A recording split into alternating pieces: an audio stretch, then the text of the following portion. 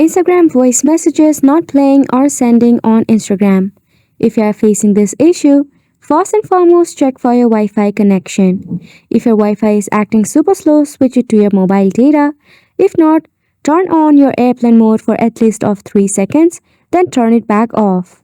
Now, you can go ahead and connect to your better Wi-Fi as well and try to send a voice message or try to play a voice message again, and this should be fixed.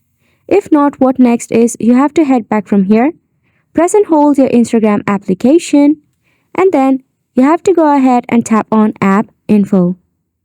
From here, the first step is to force stop the application, then tap on Storage and Cache and tap on Clear Cache. After you do this, you have to go ahead and head back from here and open your Google Play Store. Right here, search for Instagram and check if there is any update.